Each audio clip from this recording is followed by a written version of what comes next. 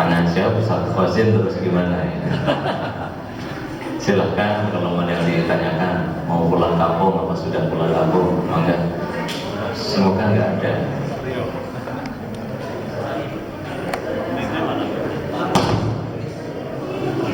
Alhamdulillah nggak ada Pak Ari, alhamdulillah, jangan khawatir.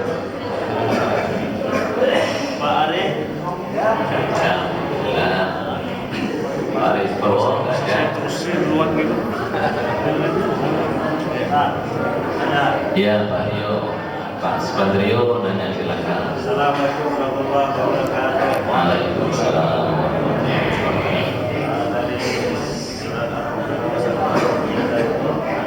Iya.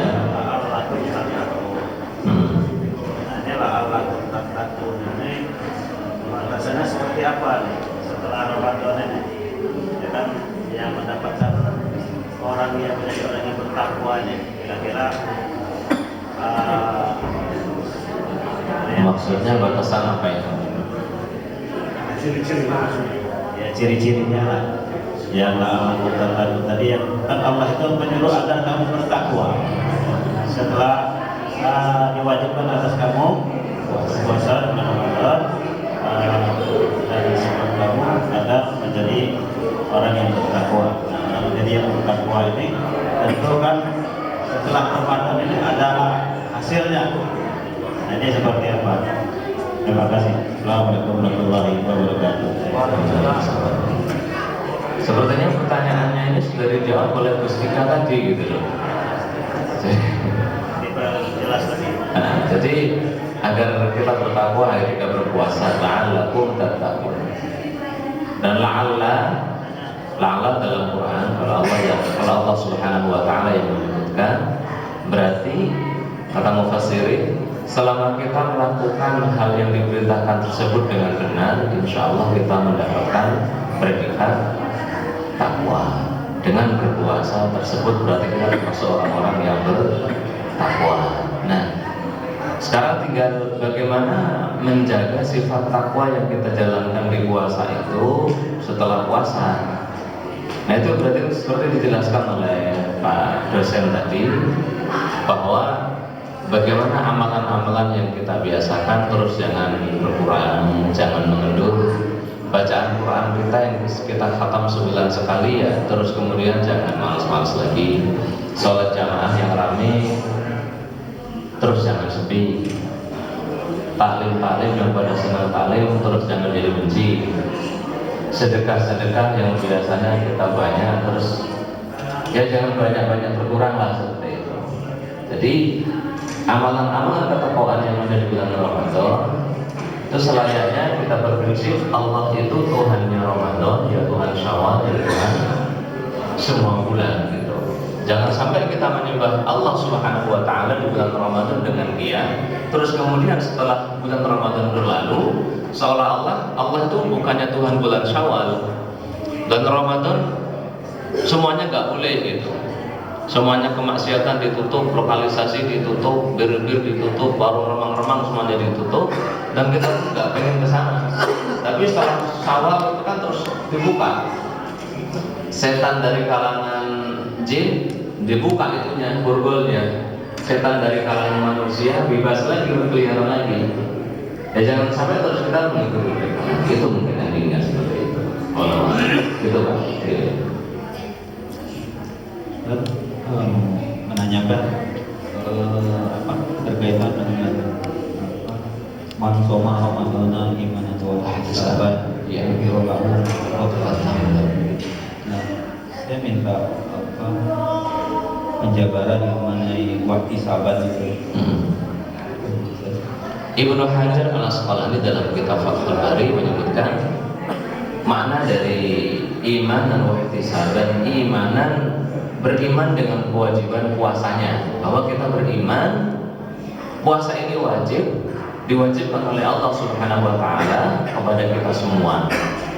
Ihtisaban itu mengharap pahalanya, mengharap pahala puasa. Jadi kita meyakini puasa yang kita lakukan adalah sebagai sebuah kewajiban, bukan hanya sekedar kita pengen sehat. Kadang ada orang puasa tapi nggak meyakini itu kewajiban, juga nggak mengharap pahala. Beberapa kasus yang mau dioperasi disuruh puasa, ya, disuruh puasa. Ya tapi kan tidak mengharap pahala, juga nggak menganggap itu sebagai hal yang wajib, maka nggak dapat pahala seperti pahala bulan Ramadan.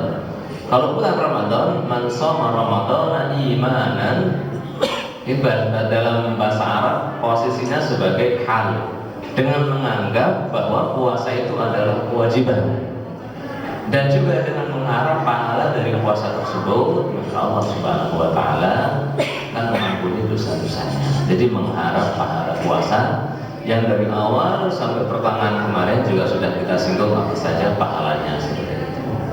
Gitu Pak ya. Ada yang masih mengganjal? Enggak, insya Allah ya. Enggak. Insya Allah kita semuanya mengharap pahala puasa ya. Yang pahala bau mulutnya insya Allah diganti dengan minyak kasturi. Yang diantara pahalanya nanti di surga ada satu pintu khusus yang namanya Ar-Rayyan. Yang diantara pahalanya, banyaknya pahala itu nggak bisa kita hitung. Kata Allah Subhanahu Wa Taala, wa ammas shaumu li, puasa itu li wa ana ajzi bihi, aku sendiri langsung yang akan membalasnya. Itu diantara pahala-pahala puasa, dan masih banyak lagi pahala diantara untuk mensyafati nanti di hari kiamat, juga melindungi dari neraka dan sebagainya. Itu pahala-pahala yang kita harapkan. Jadi memang dianjurkan kita beribadah dengan mengharap pahala. Kita taat kepada Allah, beribadah mengharap surga itu dianjurkan. Kita beribadah karena takut neraka itu juga dianjurkan. Quran sendiri yang mengajarkan wattaqun narul lati u'iddat lil kafirin wasari'u ila maghfiratin min rabbikum wa jannatin, dianjurkan seperti itu. Wallahu a'lam bishawab. Gitu Pak ya. Allah. Alhamdulillah cuma 2 ini. Pak Rahim? Alhamdulillah nggak biasa tanya Pak Rahim. Pak Ferdian? Ada tamu agung Ferdian dari jauh-jauh datang. Kalau nggak ada Pak Haji ini segudang pertanyaan ini. Banyak pertanyaan bagus. Silakan Pak Haji. Assalamualaikum warahmatullahi wabarakatuh. Waalaikumsalam. Pertanyaannya sebenarnya masih klasik ya, cuma kadang perlu diulang untuk lebih berdekat barangkali. Iya, iya. Ini terkait dengan masalah pelaksanaan sholat. Iya. Basmalah dan Fatihah itu kan sir dan ada di situ. Iya. Kemudian pernah saya dengar juga baca Fatihah itu didahului dengan bacaan Raus. Iya.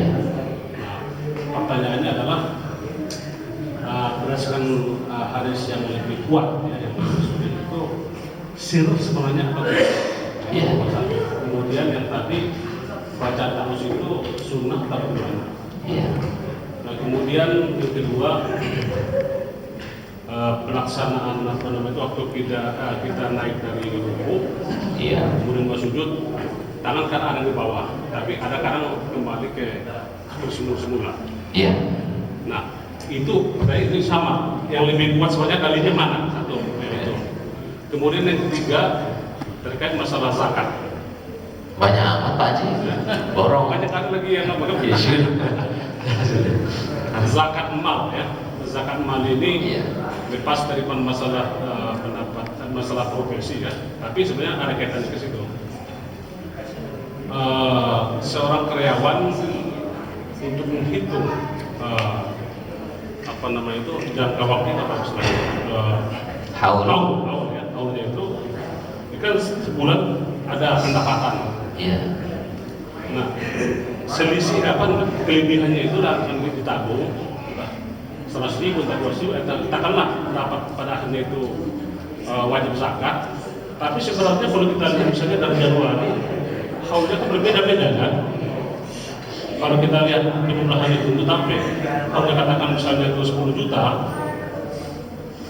bisa itu yang 10 juta itu sebenarnya itu tambahan dari yang 3 bulan terakhir ataupun 2 bulan terakhir. Jadi selama setahun tabungannya tadi sampai 10 juta seperti itu. Ya misalnya kan gitu. Kan wajib apanya lah, wajib zakatnya kan gitu. Kira-kira 10 juta nggak wajib Pak Haji. ya berapa lah yang apanya, yang apa wajibnya lah kira-kira 40-an juta 40 juta ya setahun. setahun. Nah itu tadi, tapi berdasarkan cuma itu Januari Februari baru dapat segitu di Seperti akhir tahun. tahun. Kalau bicara tahun tadi seperti itu Gimana? apakah nah, itu tadi satu. Kemudian terkait niatnya itu masyarakat ini, apakah perlu diucapkan dilapalkan sama orang atau cukup dengan misalnya mengasih semua orang untuk zakat? Demikian. Assalamualaikum warahmatullahi wabarakatuh. 4 pertanyaan. Yang pertama berkaitan dengan baca ta'awud. Ulama setahu saya ijma ta'awud itu sunnah sebelum membaca Quran. Dan karena Fatihah itu bagian dari Al-Quran, maka juga disunahkan membaca ta'awud. Fa'idha qara'tal Qur'ana fasta'idh billahi minasyaitonir rajim. Kalau kalian, meskipun ini pakai fi'il madhi, tapi menafsirkannya biasanya kan kalau fi'il madhi seharusnya setelah gitu ya, qara'an gitu. Tapi penafsirannya kalau kalian enggak membaca Al-Quran ini, kalau terangkan masalah balaghahnya lama, tapi penafsirannya kalau kalian hendak membaca Quran, bacalah ta'awud. Di sholat itu yang disunahkan menurut mayoritas ulama di rakaat pertama saja. Di rakaat pertama saja. Nanti setelahnya sudah tidak disunahkan. Meskipun juga boleh tetap membaca ta'awud. Itu yang pertama. Yang kedua berkaitan dengan membaca Bismillah sir atau jahar. Mana yang sahih? Yang jahar riwayat Imam Muslim. Yang sir itu riwayatnya Ashabus Sunan Khamsah, riwayat Khamsah dalam bahasa Ibnu Hajar dalam kitab Bulughul Maram selain Bukhari, Muslim. Tapi sanadnya juga sama-sama sahih. Di Sahih Muslim tentunya sahih gitu ya, dari Ummahatul Mukminin. Di Ashabus Sunan juga sanadnya sahih. Untuk ulama Syafi'iyah mentakwil hadis yang di Muslim. Untuk yang mengatakan sir seperti Ahmad dan Hanabilah ganti mentakwil yang di jadi Ashabus Sunan. Tapi yang saya lihat dari kebanyakan ulama-ulama mutaakhirin sekarang ini, ulama-ulama kontemporer di negara-negara Arab, itu mengambil kesimpulan bahwa mau sir mau jahar sama-sama sunnah. Sama seperti doa iftitah, ada yang pakai. Kalau Muhammadiyah, siapa Muhammadiyah sini? Pak Haji Syarif. Yang Muhammadiyah siapa? Hah? Karena kalau Muhammadiyah iftitahnya pakai apa Pak Faiz? Allahumma ba'id. Nah, kalau kami dari Nahdiyin pakai Allahu Akbar kabira, itu sama-sama sunnah gitu. Sama-sama sunnah. Yang pakai Allahumma ba'id itu juga sunnah, terus Allahu Akbar kabira juga sunnah. Yang anak pahami, yang saya pahami dari banyak buku-buku mutaakhirin sekarang, bahwa Bismillah itu baik sir atau jahar sama-sama sunnah, sama-sama dikerjakan oleh Rasul Shallallahu Alaihi Wasallam. Yang tidak sunnah adalah tidak membaca Bismillah sama sekali gitu. Nggak sir juga nggak jahar. Padahal riwayat Quran yang dia baca mewajibkan dia baca Bismillah. Sudah saya jelaskan kemarin sepertinya bahwa riwayat Hafiz dari Asim itu diantara rukun dan usul tilawahnya adalah Bismillah adalah satu dari ayat surat Al-Fatihah. Kalau tidak membaca sama sekali berarti bukan riwayat Hafiz an Asim, itu yang salah. Kita baca ya. Jadi kalau hadisnya mana yang lebih sahih, sama-sama sahih. Karena sama-sama sahih, dikumpulkan saja. Ini prinsipnya. Kalau kita nemu hadis sama-sama sahih, kata ulama ahli usul, sebelum kita tarjih itu maksudnya satu dibuang, diambil satu gitu. Dikumpulkan dulu bisa nggak? Dikompromikan bisa nggak? Kalau bisa dikompromikan itu yang didahulukan. Karena kalau sama-sama sahih dan kita buang satu, seolah-olah kita mendustakan sabda Rasulullah Shallallahu Alaihi Wasallam. Sebagai contoh, hadis yang kontradiksi lagi. Ini kontradiksi. Kalau tadi kan ya seolah-olah kontradiksi, betul enggak? Contohnya lagi, Rasul bersabda, barang siapa memegang kemaluannya, hendaklah dia berwudu. Jadi memegang kemaluan membatalkan wudu. Nah, satunya lagi menyebutkan ada seorang sahabat lagi sholat memegang kemaluannya, nanya ke Rasulullah, ya Rasulullah, dan aku memegang kemaluan sambil sholat, apakah batal wudu? Kata Rasulullah, itu kan cuma kayak jari saja, jadi nggak membatalkan wudu. Ini kan seolah-olah satu mengatakan batal, satu mengatakan tidak. Dan ini kayaknya kontras sekali gitu ya, batal sama tidak. Terus gimana? Jadi kumpul di jamak. Imam Syafi'i mengkompromikannya. Maksudnya pas sholat itu paling cuma ngukur-ngukur gitu ya, megang yang ngukur. Tapi biasanya kalau ngukur itu tangannya nggak dimasukin ke dalam sarung gitu loh, nggak dimasukin ke dalam celananya untuk ngukur itu, enggak gitu ya. Paham maksudnya? Kalau ngukur-ngukur paling ya ada sarungnya, ada jubahnya, ada apanya gitu. Nah, hadis yang satu tadi megang dalam kondisi tangan langsung nyentuh, akhirnya dipahami yang membatalkan adalah kalau megangnya langsung nyentuh. Kalau ada pembatasan berarti tidak batal. Dan masih banyak lagi hadis-hadis yang sepertinya kontradiksi, ternyata tidak. Nah, ini ada satu buku khusus Pak Haji, kalau bisa bahasa Arab itu namanya Ta'wilu Mukhtalifil Hadis. Jadi bagaimana mengkompromikan hadis-hadis yang berbeda. Ini karyanya Ibnu Qutaibah, satu buku khusus itu. Nanti beliau menyebutkan beberapa hadis yang kontradiktif. Oh, ini cara menggabungkannya seperti ini gitu. Jadi biar tidak mengambil satu hadis membuang yang lainnya. Seperti itu Pak Haji ya. Jadi insya Allah sama-sama sahih. Nah, jadi sama-sama sunnah. Itu pertanyaan yang pertama. Yang pertama tadi itu ya. Terus yang kedua tadi apa tadi? Setelah i'tidal ini lurus atau kembali bersedekap gitu. Ini repotnya dua ulama besar, yang nggak mau menyebutkan lah ya. Dua ulama besar yang juga dua panutan ulama dakwah di abad modern ini. Yang satu mengatakan yang sunnah adalah lurus gitu ya. Yang satu mengatakan yang sunnah adalah sedekap lagi gitu. Sedekap lagi. Dan yang lurus malah dibid'ahkan gitu. Nah, bagaimana gitu? Bagaimana ini? Wallahu a'lam bishawab. Yang saya pahami gitu, setelah saya perbandingkan pendapat para ulama, sebenarnya ulama zaman dahulu gitu, ulama zaman dahulu yang saya pahami, setelah i'tidal itu mau sedekap atau lurus tangannya sama-sama sah. Yang saya pahami dari empat mazhab, baik Hanafi, Maliki atau Syafi'i dan Hambali. Nah, adapun ulama-ulama sekarang agak keras itu, mungkin memang tipenya masing-masing, tipenya beda-beda. Cuma karena memahami hadisnya bahwa Rasul setelah i'tidal itu tangannya kembali seperti semula. Nah, seperti semula itu seperti semula sebelum takbiratul ihram atau seperti semula setelah takbiratul ihram. Karena mengandung dua makna, bisa dimaknai dua makna inilah, akhirnya kan berbeda pemaknaan seperti itu. Nah, karena beda pemaknaan ya nggak masalah, insya Allah sama-sama sah. Nah, yang lurus juga sah, yang sedekap juga sah, dan selayaknya tidak saling membid'ahkan gitulah. Nggak enak masalah kecil sampai dibid'ahkan, itu yang saya pahami. Itu kan ulama mutaakhirin lah yang mengusulkan. Tapi yang katakan yang empat itu Imam Empat itu ada enggak pernah. Ya dijelaskan, ya sama-sama sah saja gitu, sama-sama boleh seperti itu.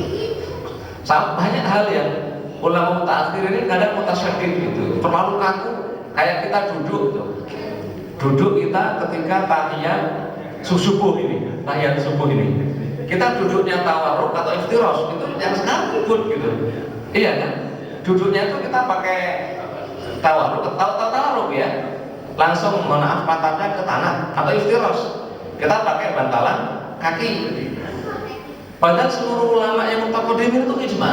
Yang zaman dahulu ijma, mau iftirosh, mau tawarruk, itu sama-sama sah gitu loh. Seperti itu. Karena rukun dan syarat-syarat sholat itu sudah dihitung gitu ya. Kalau lama mutaqaddimin, fuqaha mutaqaddimin, ini rukunnya ini. Kalau nggak terpenuhi rukun baru nggak sah seperti itu. Tapi kalau rukun sudah terpenuhi, yang wajib terpenuhi, yang lainnya tinggal yang sunnah. Bahkan saya sendiri melihat di negara Arab gitu ya, di negara Arab sampai sekarang ini jarang sekali saya menemukan di sholat maghrib, sholat yang 4 rakaat, isya, duhur dan asar, orang-orang Arab itu duduknya di rakaat terakhir kok tawarruk. Jarang sekali. Padahal mereka juga tahu itu semuanya sunnah. Ya karena sunnah ya bebas saja kan. Mau tawarruk mau sunnah. Para ulama sepakat kalau 4 rakaat yang terakhir sepakatnya adalah tawarruk seperti itu. Kalau yang 2 rakaat seperti zuhur memang khilaf, Syafi'iyah mengatakan tetap tawarruk, yang lain mengatakan itu seperti itu. Gitu aja ya. Jadi zaman dahulu sudah dibahas. Bahkan sampai ada ulama, saya baca Abu Zaid itu ngarang satu buku gitu. Kalau tidak salah judulnya La Jadidan fi Ahkamis Sholat. Tidak ada hal-hal yang baru dalam masalah sholat. Karena namanya sifat sholat itu dari zaman Imam Syafi'i sudah dibahas. Sebelum Imam Syafi'i juga sudah dibahas gitu. Imam Nawawi dalam kitab Majmu' itu panjang membahasnya, itu sudah dibahas semua seperti itu. Al-Mawardi juga ada membahas, Ibnu Qudamah juga bahas, Kasali juga sudah membahas dan sebagainya. Jadi nggak ada hal yang baru kalau masalah sholat seperti itu. Kecuali ya sedikit yang saat sekarang ini mungkin ya. Itu yang kedua ya. Yang ketiga tadi masalah zakat. Haulnya itu bentuk haul sama niat tadi. Zakat ini zakat mal atau zakat profesi. Jadi kalau zakat ini kayaknya tandanya zakat mal, tapi yang dimaksud zakat profesi sepertinya gitu ya. Jadi mungkin kan ada dua pemahaman. Pemahaman saya zakat mal dulu lah, Ustaz. Zakat mal. Mal dulu lah. Kalau zakat mal kan berarti yang penting 1 tahun. Dihitungnya dari awal. Kalau ngitung 1 tahunnya gimana? Gini. Ada ulama yang berprinsip yang penting di akhir tahun duit kita ada 40 juta kena zakat.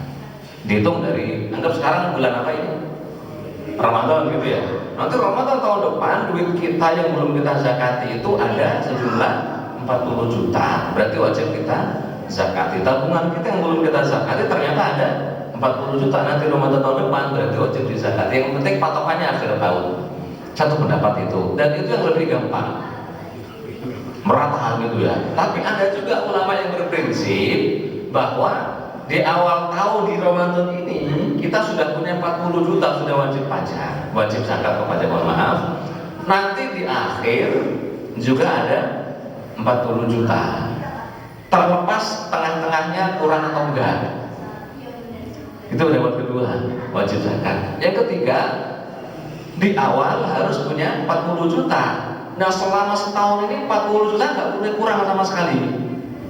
Kalau sampai kurang dari 40 juta, ngitung boleh baru lagi gitu.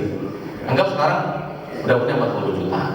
Nah nanti Syawal buat mudik, kampung, bagi-bagi tinggal 25 juta, udah kurang ini. Nunggu dulu punya 45 juta, 40 jutanya kapan?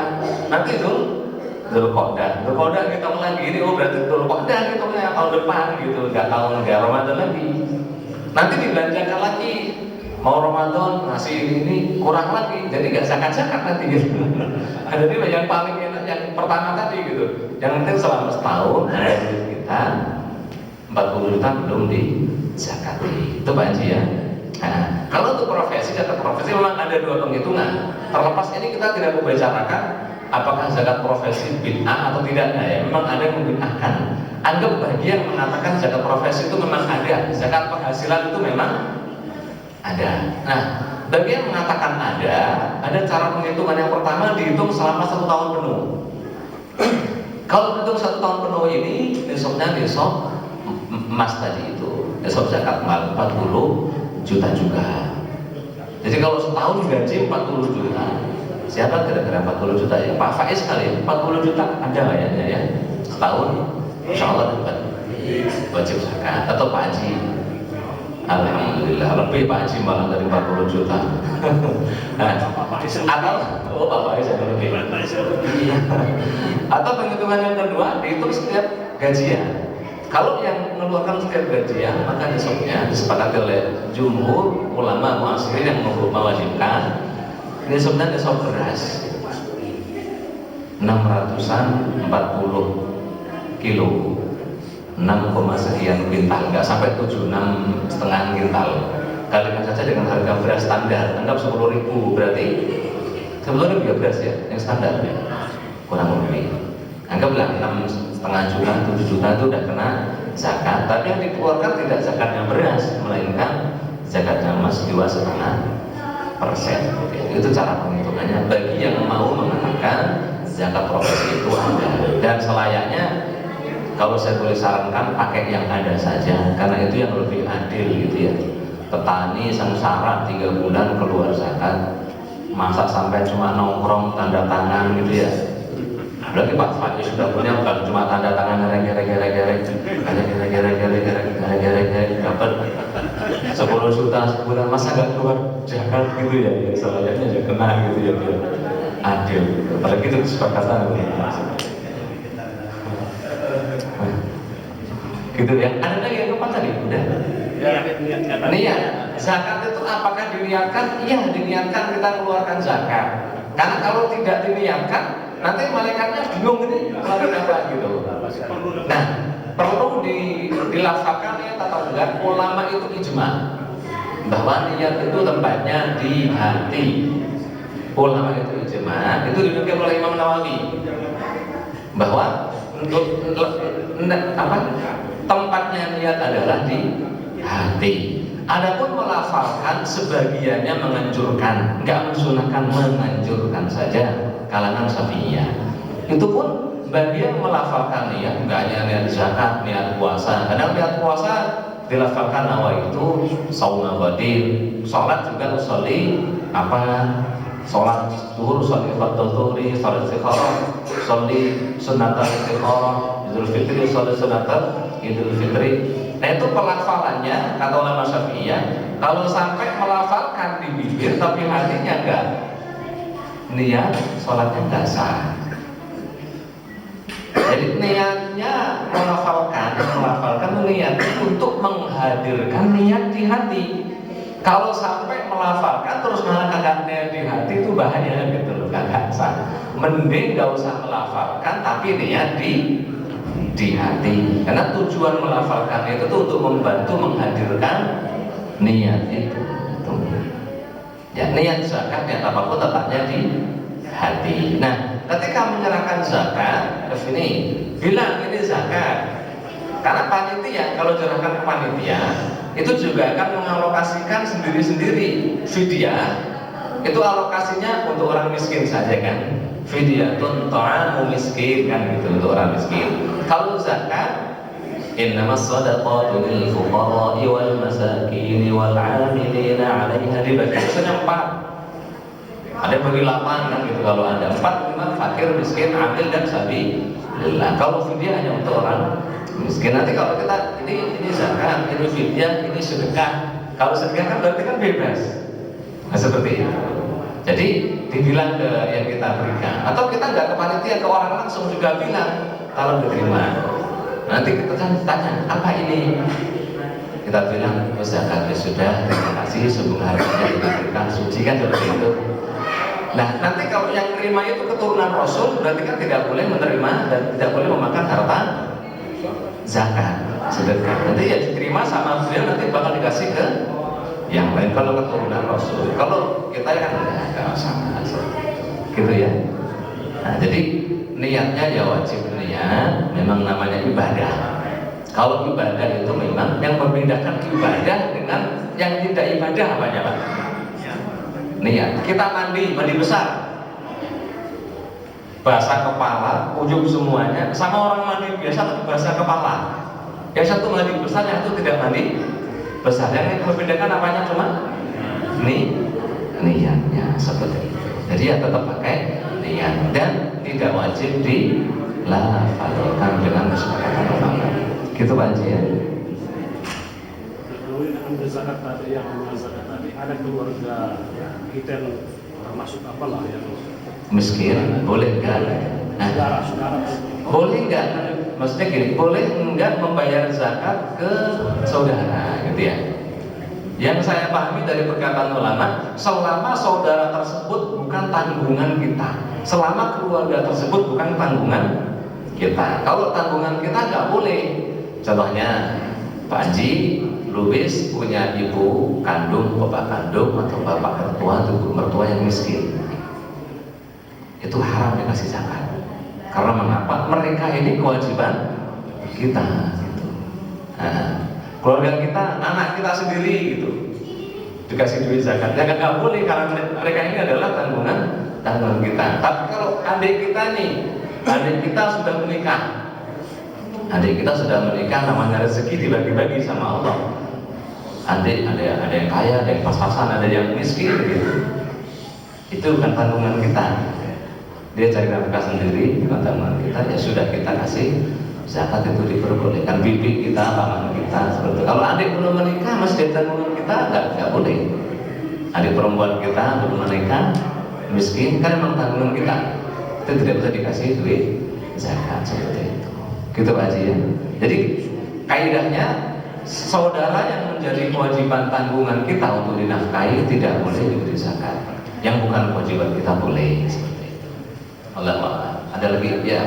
Mengenai zakat tadi, apakah tidak ada keharusan gitu untuk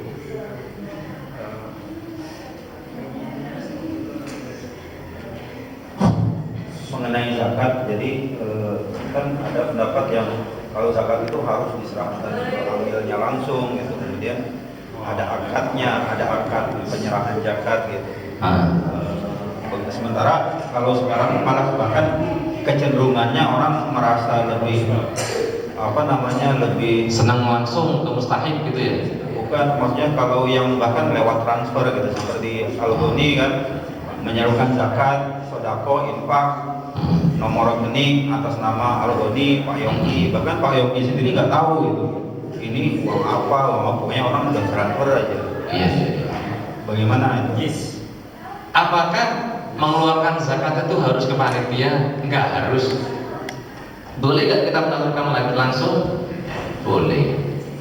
Kecuali nanti pemerintah gitu ya. Ya semoga pemerintah kita nanti menerapkan syariat Islam gitu ya. Ada baitul mal wa tamwil negara gitu. Jadi mewajibkan bayar zakat harus ke pemerintah. Mewajibkan, itu wajib secara sia-sia, itu baru wajib. Tapi kalau nggak ada keputusan pemerintah, nggak wajib.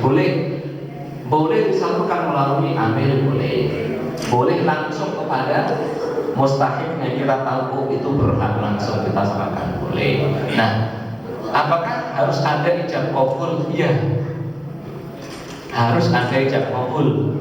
Karena tadi orang ngasih duit itu ada kemungkinan hibah, ada kemungkinan wakaf, ada kemungkinan sedekah biasa, ada kemungkinan fidyah, ada kemungkinan zakat.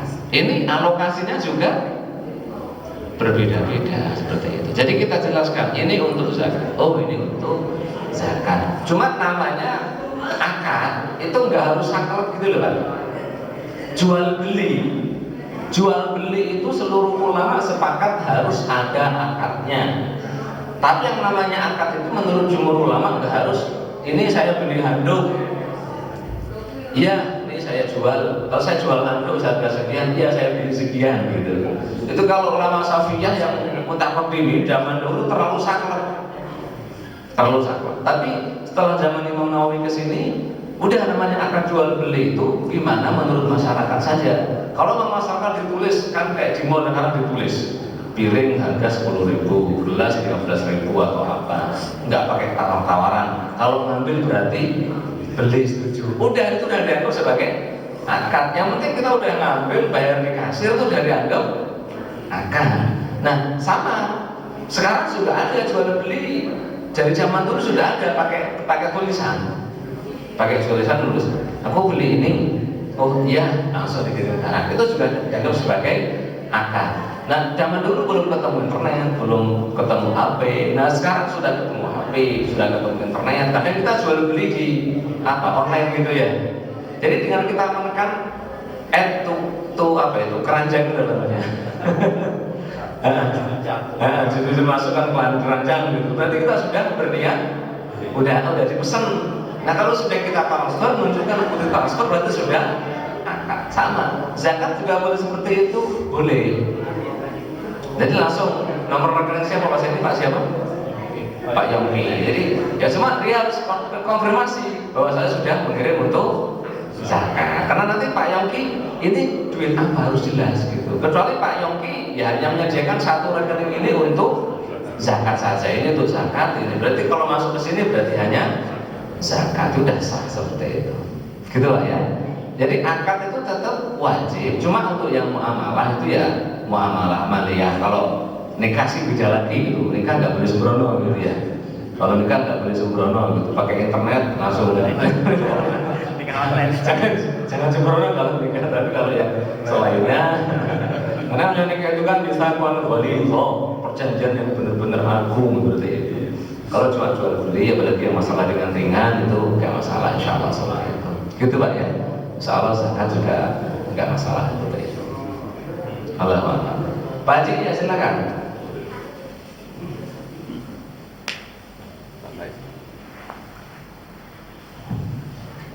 Bismillahirrahmanirrahim. Assalamualaikum warahmatullahi wabarakatuh. Ustaz, ada dua pertanyaan. Seperti kita tahu bersama, rumah kita kan strategis saja. Strategis.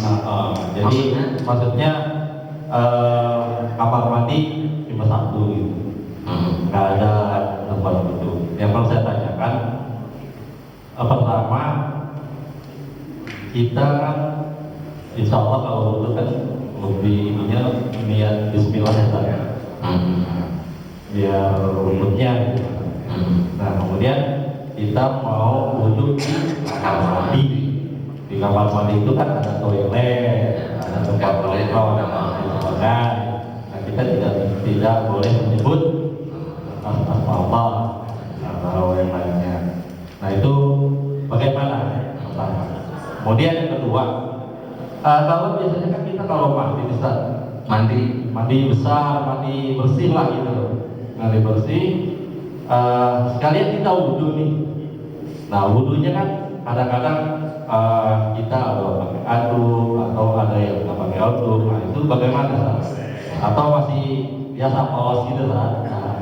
Jadi nggak belum adukan, belum bilin aduk atau masih polos itu, apakah boleh gitu?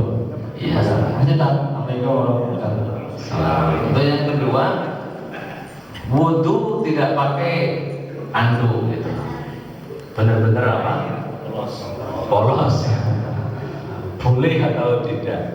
Enggak ada setahu saya ulama yang mensyaratkan syarat sahnya wudhu itu harus menutup aurat. Beda dengan sholat gitu ya. Kalau sholat itu syarat sahnya sholat harus menutup aurat. Kalau wudhu itu setahu saya enggak ada ulama yang mensyaratkan syarat sah wudhu harus menutup aurat. Enggak ada juga setahu saya rukun-rukun wudhu yang pertama menutup aurat juga belum enggak ada. Jadi apakah sah? Sah.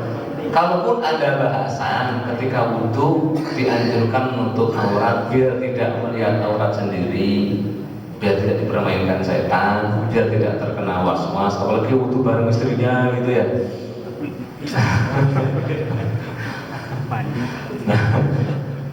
Itu mungkin bagian dari adab saja. Adab ya, nggak termasuk syarat dan rukun seperti itu. Gitu Pak Haji ya. Nah, itu yang kedua. Yang kedua kan kamar mandi kita campur dengan area wudhu. Bagaimana? Sedangkan di kamar mandi ada WC, ada toilet, dan di toilet tidak boleh menyebut nama Allah, nggak boleh membawa nama Allah. Ya sudah, kita berwudhu saja tanpa menyebut nama Allah. Atau kalaupun baca Bismillah, Bismillahnya di hati seperti itu. Atau Bismillahnya sebelum masuk ke kamar mandi, gabung sekalian nanti untuk wudhunya gitu kan. Bismillah untuk masuk kamar mandi, juga Bismillah sekalian untuk wudhu. Karena kalau di kamar mandi, di tempat buang air, buang kotoran, tidak diperbolehkan menyebut nama Allah Subhanahu wa Ta'ala. Gitu Pak. Ya, seperti itu. Mungkin nyambung yang Mas Alif tadi terkait dengan masalah Bismillah tadi yang polos itu tadi, itu kan bacaan Bismillah di situ sebenarnya kan gitu ya. Berarti boleh juga apa? Enggak, memang Kalau di luar kamar mandi memang kan kalau dulu ini kan gini dalam satu riwayat disebutkan kalau kita telanjang setan itu mempermainkan kita lah seperti itu. Nah, biar setan nggak mempermainkan kita ketika kita telanjang mau ganti baju atau apa. Kalau udah orang tua telanjang banyak versinya gitu. Suruh baca bismillah. Apa tujuannya? Biar setan tidak mempermainkan kita. Nah, kalau di kamar mandi kan kita emang sudah bismillah dari sebelumnya gitu loh. Iya kan? Sebelum masuk kamar mandi kita berdoa dulu kan. Allahumma gimana? Barik lana fima. Lah kok enggak apa doanya? Allahumma ini alhamdulillah benar. Mereka sudah doa, itu insya Allah sudah melindungi kita dari setan-setan yang ada di kamar mandi. Nah, coba kalau di luar kamar mandi kita telanjang disuruh membaca Bismillah, biar setan tidak mempermainkan kita. Seperti itu. boleh untuk polos Di luar kamar mandi, di kamar mandi itu disuruh baca Bismillah. polos bisa ya. Iya. Jangan praktekin. Itu nggak batal, kita lihat aurat kita. Gimana? Kita lihat aurat sendiri nggak batal, itu nggak batal wudhu. Ya enggak. Kalau lihat aurat nggak batal. Yang batal itu kalau nyentuh atau bapak lihatin sendiri ini keluar airnya batal itu. Lihat aurat istri nggak batal, tapi kalau bapak lihatin ini keluar punya sampean batal itu. Puasa ini. Gitu Pak ya. Lama. Ada lagi silakan. Tapi kemaluan itu kan bagian dari tubuh. Iya. Ada hadis yang bilang Mana ada siapa kan? Barang siapa memegang kemaluannya adalah berwudu. Nah, barang siapa memegang kemaluannya adalah berwudu. Tadi itu disebutkan. Nah, jadi ya memang kan bagian dari tubuh kan bukan sama dengan tangan. Ya kalau secara kasat mata sama dengan tangan, tapi beda. Bedanya gini, sampai pegang tangan, ya tangan bentuknya kayak gini saja gitu. Tapi kalau sampai tangan yang bawah sampai pegang dari melungker bisa jadi berdiri gitu. Jadi beda gitu. Makanya apa? Iya beda. Makanya batalkan wudu. Jumhur ulama itu sampai mengatakan kalau dipegang perempuan kok berdiri berarti syahwat, batal juga gitu loh. Batal sama-sama dipegang gitu kan. Kalau ulama Syafi'iyah kan dipegang langsung batal aja, tanpa lihat syahwat. Iya kan? Tapi kalau jumhur dipegang istri, kok ada syahwatnya, ada ser gitu di bawah, batal gitu ya. Seperti itu, gitu aja. Kalau kan ada syahwatnya, di tangan nggak ada syahwatnya, yang ada syahwatnya di situ itu. Gak tahu udah tua-tua masih punya syahwat juga Pak ya. Oh, makin tua makin jadi.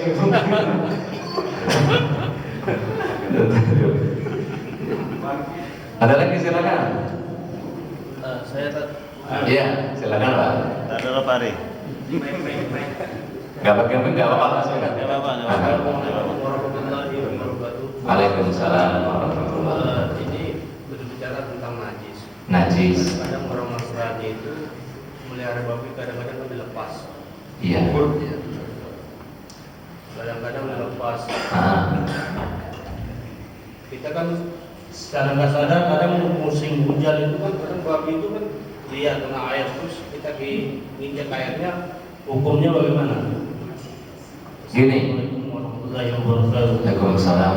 Kalau kita berjalan di jalanan, kita di hutan, kita di sawah, kita di apa, selama kita tidak melihat tempat itu memang digunakan oleh atau kena najis gitu. Contohnya gini, kita berjalan di perumahan Blok F, tiba-tiba ada air bersih di kita gitu, entah dari rumahnya Pak siapa gitu.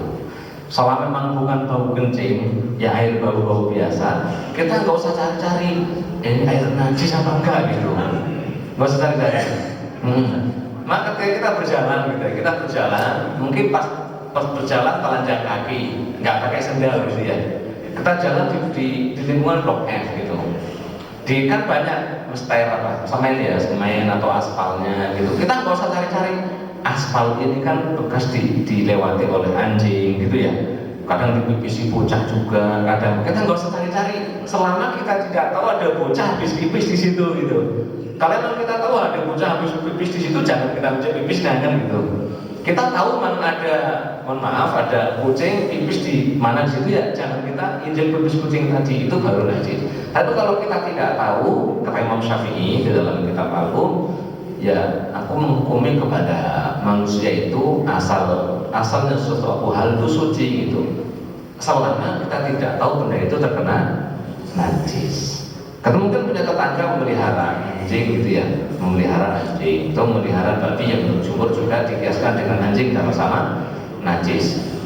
Kadang dilepas, terus ada genangan air, nanti babinya kan masuk ke situ. Kalau kita tahu dia di situ gitu, baru kita bilang najis. Tapi kalau kita tidak tahu, nggak usah cari tahu seperti itu.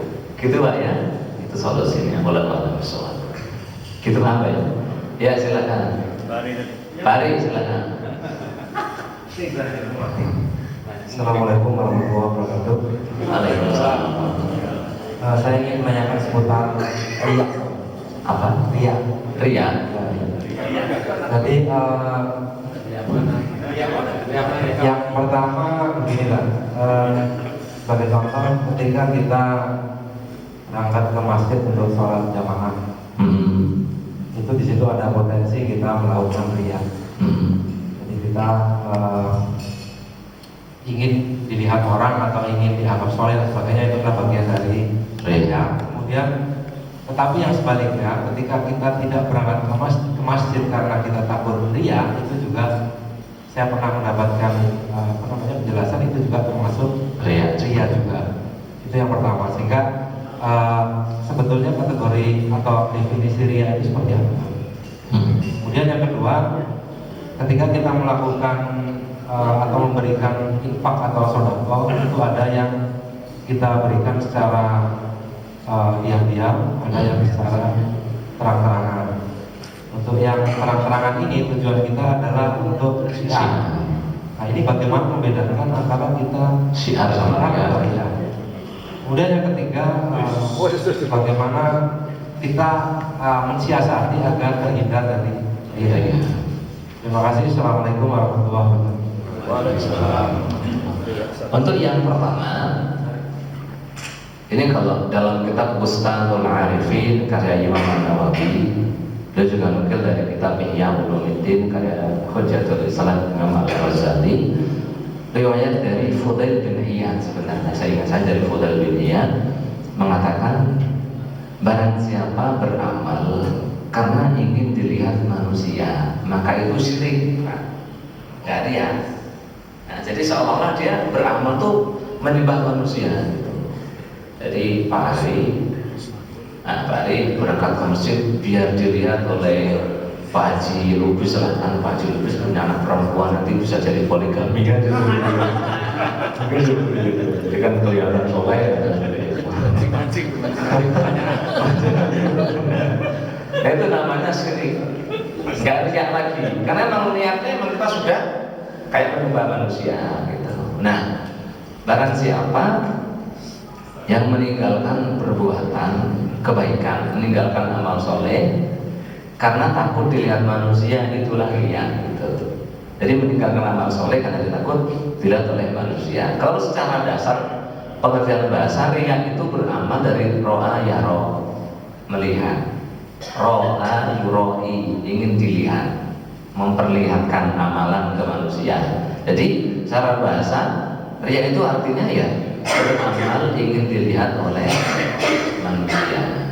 Nah, tapi kalau definisi secara istilahnya tadi yang lebih detail yang dari Fudail bin Iyad dan Imam Ghazali, Imam Nawawi, bahwa riya itu kalau kita meninggalkan amal baik karena ingin dilihat karena takut dilihat manusia.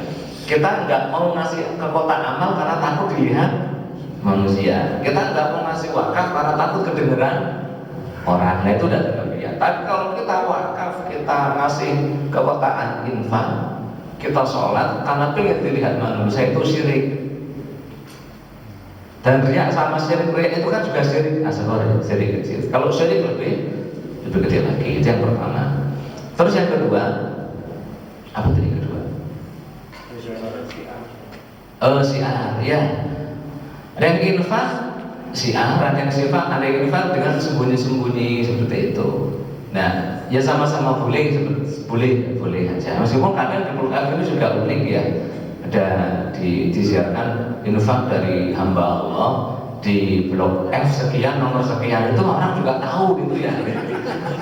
Meskipun sebut nama hamba Allah itu. Jadi kalau memang pengen menyembunyikan sekedar hamba Allah, udah infak dari hamba Allah gitu saja, itu udah cukup gitu. Tapi kalau hamba Allah blok F 7 nomor sekian itu Pak Haji Faiz itu udah tahu semua orang.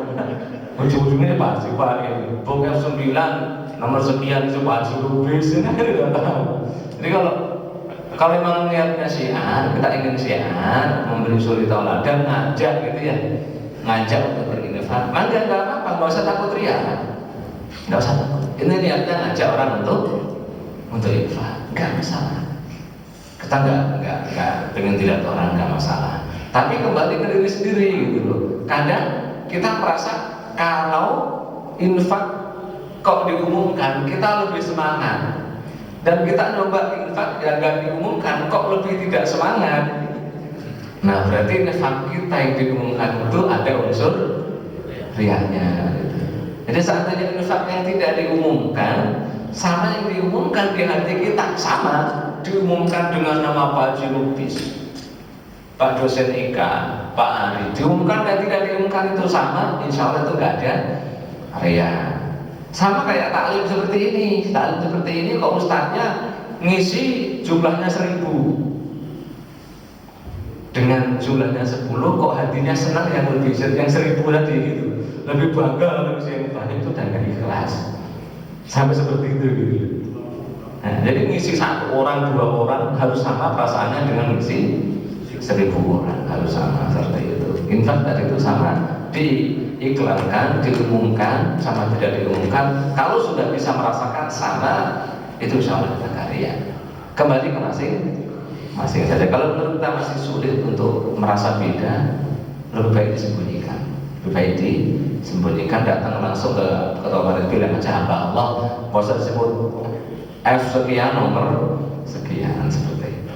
Gitu Pak Ari ya. Allah. Cukup ya. Satu lagi. Apa kiatnya, siasatnya, strateginya biar tidak terjebak ya. Ketika infak tadi. Ya ketika infak atau ketika kita kemas dan sebagainya. Oh iya. Terus kiat-kiat biar tidak terjebak kepada riya dalam infak.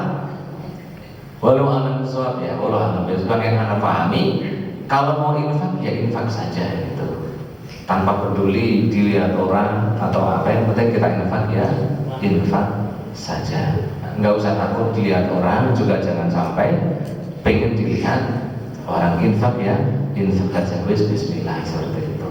Nah, terus bisa juga ditambah yang kedua mungkin ya kita berinfak dengan terang-terangan juga, berinfak dengan sembunyi juga. Jadi memvariatifkan bagaimana jalan kita infak gitu. Ada yang sembunyi.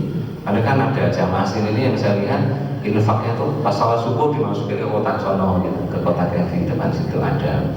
Ada yang infaknya tuh pas Jumat gitu. Ada pas Jumat juga yang di sana pas gak ada orang, lihat orang dulu, ada orang nggak ada baru dimasukin. Coba divariasikan seperti itu, insya Allah membuat kita terbiasa dilihat dan tidak dilihat orang. Insya Allah bisa menjaga keikhlasan seperti itu. Gitu Pak ya. Mungkin sering aja Ustaz. Setelah pertanyaan Pak Ari tadi, sering masalah apa namanya tadi, mungkin salah satu saya coba apa namanya itu, kita harus merasa paling banyak dosa kita dari orang lain satu. Kemudian ini yang barangkali sebagai apa namanya itu kalau memang cocok mungkin ya. Kita merasa kita lebih banyak dosa dari yang lain satu, banyak kesalahan kita yang lain, sehingga kita itu banggakan. Kemudian kita merasa orang lebih banyak amalnya daripada kita. Itu giat untuk tawadhu. Kita lihat aja membatasi itu tadi, sehingga itu katakan misalnya kita berinfak, orang lebih banyak berinfaknya daripada kita kan gitu. Kalau kita bisa sholat di masjid, orang lebih sering di masjid daripada kita. Itu bagus. Jadi itu kan salah satu untuk ini kemungkinan ya nggak tahu mungkin bisa diterapkan itu. Kalaupun misalnya apa nama itu dicoba mungkin itu, kalau misalnya nanti dilihat orang apa namanya itu malu ataupun dianggap bisa kayak alim dan sebagainya, orang lebih banyak mengatakan saya, kemudian sama sebanyak dosa dan sebagainya, sehingga itu akan mengurangi rasanya kemungkinan wah saya bangga di apa itu. Karena bangga itu kan lebih dari orang ada bangga kan. Tapi kalau masa banyak dosa kita, orang lain banyak misalnya pahalanya atau amal ibadah orang lain, sedekah orang lain, insya Allah kemungkinan bisa mengurangi. Jadi saya dengan barangkali mungkin Assalamualaikum. Bagus bisa. Yang lebih tepatnya juga itu bisa untuk tips bagaimana biar kita tawadhu. Ada lagi? Kameramen mau nanya, kameramen enggak? Pak kameramen dulu, kasihan Pak kameramen mau nanya loh. Assalamualaikum warahmatullahi wabarakatuh. Waalaikumsalam. Tuhan itu kan satu, Allah itu kan satu. Iya. Yang jadi pertanyaan saya, beberapa ayat di Al-Quran yang saya baca dan dengan dalam terjemahan bahasa Indonesia, kenapa menyebut dengan kata kami? Ya, itu aja. Baik. Jadi apa ya? Retorika bahasa Arab itu berbeda dengan retorika bahasa Indonesia secara ya, kalaupun nggak semuanya tapi ada perbedaannya gitu. Ada bedanya. Di kita juga kadang, mohon maaf, di kita kadang ketika kita pengen merendah diri, Pak Haji Lubis pidato di depan sini. Nah sebenarnya sendiri, tapi kadang mengatakan juga seperti ini. Kami mengajak diri kami sendiri, padahal kaminya itu adalah satu. Nah di sini ini retorika kita kadang pakai kami itu untuk merendah. Kalau pakai saya kita melihat orang yang dikit-dikit saya kadang gitu ya, terkesannya kok gimana gitu ya. Betul apa enggak? Itu retorika kita gitu, Nah di retorika Arab memang ada penggunaan ina, tapi untuk kayak tadi itu kami, tapi bukan untuk merendah, tapi untuk mengagungkan justru. Jika Allah mengatakan inna anzalna, kami menurunkan, inna a'tayna, kami memberikanmu. Jadi bukan bentuk jamak ya? Ya kalau secara terlekatnya kayak jamak gitu, tapi pemaknaannya itu satu seperti itu. Jadi retorika Arab kita kan juga punya tadi mirip-mirip, tapi di Arab nggak untuk merendahkan, tapi untuk mengagungkan Allah Subhanahu wa Ta'ala, seperti itu. Gitu lah ya. Nah, retorika saja lah. Ya mirip kita, kadang-kadang dan itu sering. Khotib itu mengatakan diri pribadi ini perkenankanlah kami yang miskin ini mengajak diri kami sendiri gitu kan. Padahal beliau itu sendiri, tapi menggunakan kami itu kan juga jamaah seperti itu. Gitu lah ya. Retorika saja seperti itu. Ada lagi? Sebentar, Pak. Iya. Ini saya masih kadang-kadang musim hujan. Gimana? Musim hujan ya. Musim hujan. Kadang-kadang kita kalau mau sholat ke masjid itu sudah berwudu di rumah. Nah, pada saat hujan itu kan kita ketahui di jalanan itu suka ada air mengembang. Nah, air itu kan mungkin air hujan atau mungkin air gor. Dari rumah kita sudah wudu, kita pakai sendal jalan. Kemudian kecipratan air itu dah. Iya. Nah, apakah wudu kita batal atau kita hanya wudu itu hanya mencuci saja? Memang kalau lebih afdolnya untuk ini kita berulang kan. Iya. Tapi kalau misalkan tidak berulang, apakah batal? Soalnya mengingat tadi kita di jalan itu, jalan itu air got, ada beberapa macam. Makanya sampai itu. Jadi terkena najis apakah membatalkan wudhu kan? Kayak gitu ya. Terkena najis, mau air got, mau pipis, terkena pipis anak, terkena pipis siapa, terkena najis apa? Apakah membatalkan wudhu? setahu saya seluruh ulama tidak ada yang mengatakan terkena najis itu membatalkan wudhu, tapi najis tersebut wajib disucikan dengan air yang suci. Jadi cukup disucikan dengan air yang suci, tidak perlu berwudhu ulang. Gitu Pak Haji ya. Wallahu Pak Fardian, pengen nanya. Assalamualaikum warahmatullahi wabarakatuh. Waalaikumsalam. Untuk menjaga agar kita pada akhirnya menjadi orang yang baik atau husnul khotimah, Ustaz. Karena dalam sejarahnya kan bahkan di zaman Rasulullah ketika sahabat itu ke Ethiopia ada satu yang kemudian menjadi kafir gitu ya.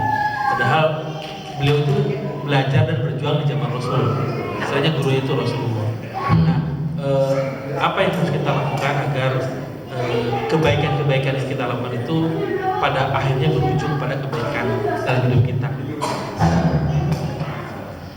Wallahualam, ini mungkin perlu satu pelajaran khusus gitu ya, bagaimana atau cara-cara kita menjaga keistiqomahan dengan mengharap sebuah husnul khotimah seperti itu. Karena memang manusia ada yang beriman terus ketika mau mati kafir, terus mati dalam kondisi kafir, kan banyak seperti itu. Mungkin perlu satu pelajaran khusus ya.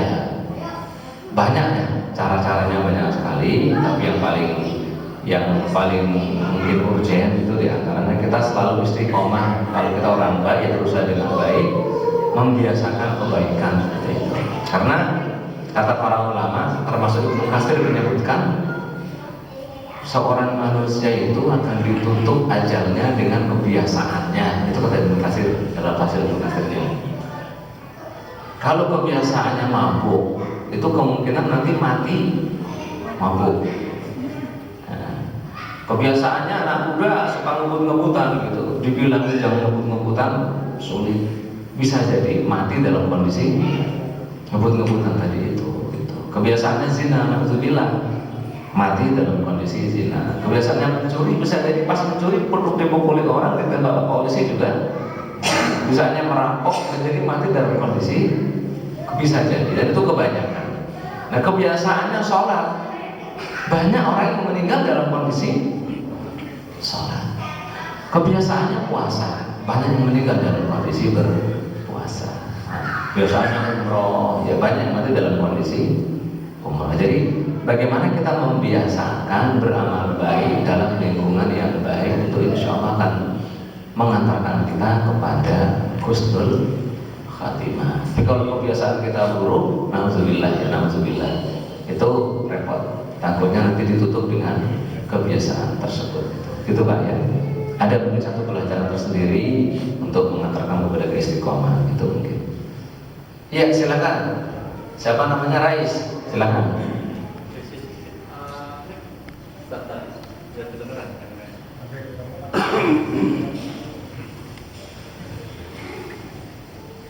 Assalamualaikum warahmatullahi wabarakatuh. Waalaikumsalam.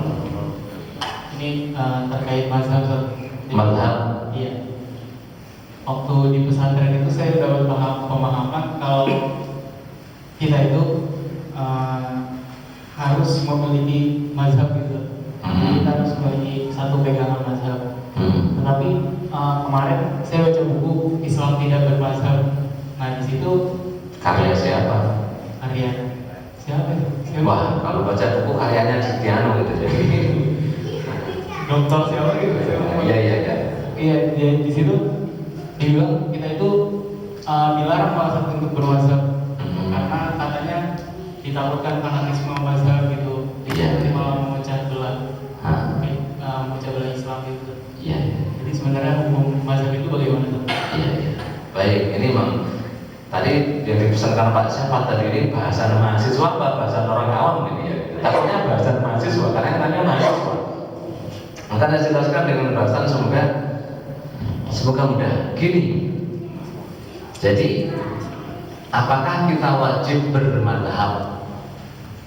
Setahu saya dengan pengetahuan saya yang masih sangat dangkal, sangat kurang, tidak ada teks la Quran wala hadis wala perkataan sahabat wala tabi'in kita wajib bermadhab. Karena memang madhab belum ada pada masa Rasul, pada masa sahabat belum ada, pada masa Nabi juga belum ada. Madhab itu belum ada. Nah, yang diwajibkan bagi kita adalah kita mengikuti ahlul ilmi. Kalau kita bukan orang ahlul ilmi, manusia itu pembagiannya dua, secara sakleknya cuma dua. Satu ahli ilmu, yang kedua yang bukan ahli ilmu. Yang ahli ilmu ini yang tidak wajib bermadhab, mereka bisa menggali hukum sendiri, hafal Quran ayat-ayat hukumnya, hafal hadis-hadis hukumnya, bisa mengambil kesimpulan sendiri. Kalau Rasul bersabda seperti ini, oh hasilnya kayak gini.